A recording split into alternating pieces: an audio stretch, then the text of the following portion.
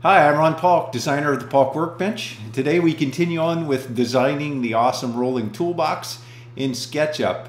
When we're done with this part of the series of designing it, we'll move to the shop, which is coming up pretty quick.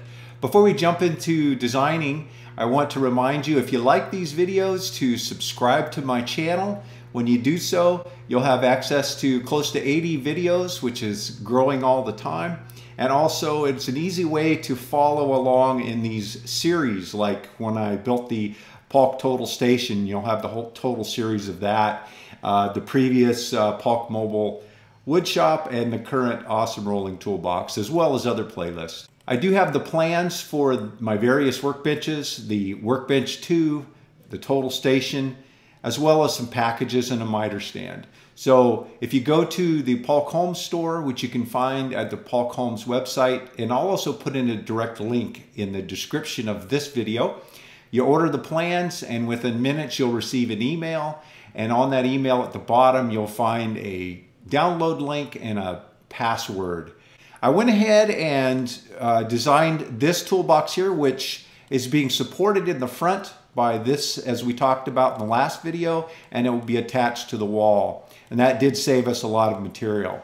And on that vein, I had a note. I read all the comments and notes and emails I get, and Sig said from the last email that what I had done to save time and material in this space as well as the other, he said I could do the same thing with the compressor box. And sure enough, if I come in here and grab this box and move it out of the way, this increases the space by 3/4 of an inch on the left side, by 1.5 inches on the top, because the compressor can now sit on the floor, and it opens up this end completely. Just another great example of how planning and designing in the 3D world can save you a lot of time. One other thing I think I'm going to do is, I'm not really happy with this back cabinet, and I'm not really sure the direction I want to go. So I am going to just put this away and leave this space open and design that into the shop. I may come back to SketchUp after I get the rest of this built and play around with some other ideas. But for now, what I'm going to do is come over here to my layers. I'm going to add a layer, and I'm going to call this Don't Know. And then I'm going to take this from the cabinet layer, put it on the Don't Know layer, and hide it. I need to build this cabinet right here. So everything at this point is built. Everything on the right side is built with the exception of this one cabinet. So I think what I'll do is, just like with the compressor box, this is a pretty quick one, I'm going to grab the blocking that I had. I'm going to move it out here and use it as a template.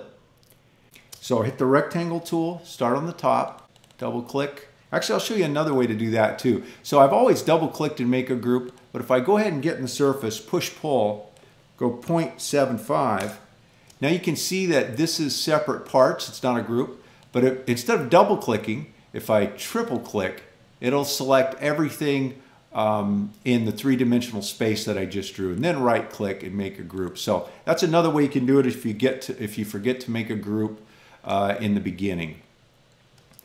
All right, so I'm going to grab this one, I'm going to move it down, and then I'm going to hit the Option or Alt key, grab the bottom corner, take it down. And now I don't need this anymore. I'm just going to delete it. I'm going to take the R key for rectangle, just touch right on that corner, come up and touch on this corner. Double click, right click, make group. Double click, push pull, 0.75. Move it in until it clicks there, tap the Option key, grab that inside corner and move it over to the outside there. So I'm going to hit the tape measure tool. I'm going to stick with my 3.5 inch material so I can just rip a bunch of it.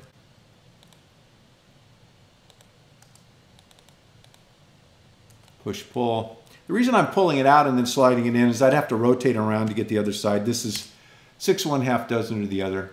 Grab this corner right here, move it in, copy to the bottom, and then I want to copy to the middle, so I'm going to hit the Alt or Option key again, come until you see that little midpoint in the group. I'm just going to slide it up. And if you see when I go up this, it has a, it's hard to see it under the arrow, but it's a little square and then it goes to a round circle. And that means I'm center point of that side piece of plywood and center point of the spreader. So it's an easy, quick way to center everything without having to do guidelines or anything like this. Now, what I'm going to do for shelving, I'm not going to draw them, but I'm going to use my Blum mini press and I'm going to drill the 8mm holes for the adjustable pins. And those will not be supporting the shelves. I'll do that just for alignment, so I can set a shelf on the 4 pins, but this is going to have heavy stuff on it, and bouncing up and down on pins would not be practical. So I am going to drill 4 pocket hole screws on the underside of each of these shelves. After I get them all adjusted where I want them, then I'll just reach underneath and screw them in.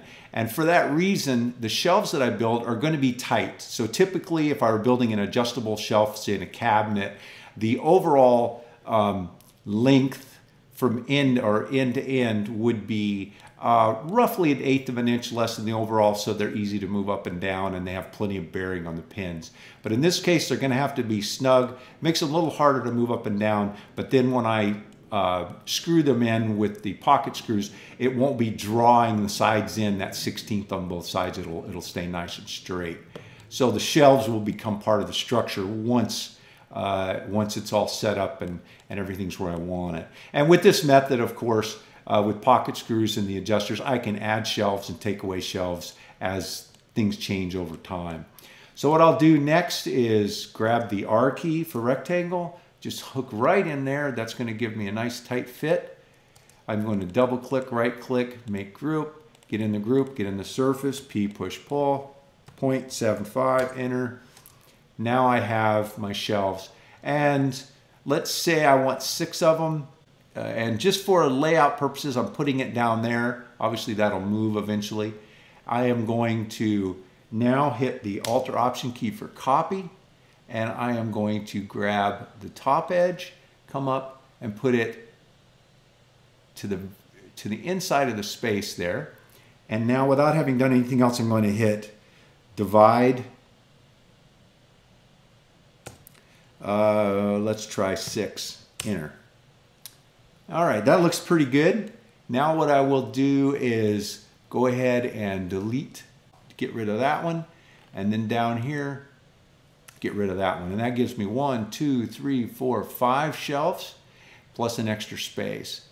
All right, so that is designed. The other thing I'm going to do, and I should have done this on the shelf, but I can do it now.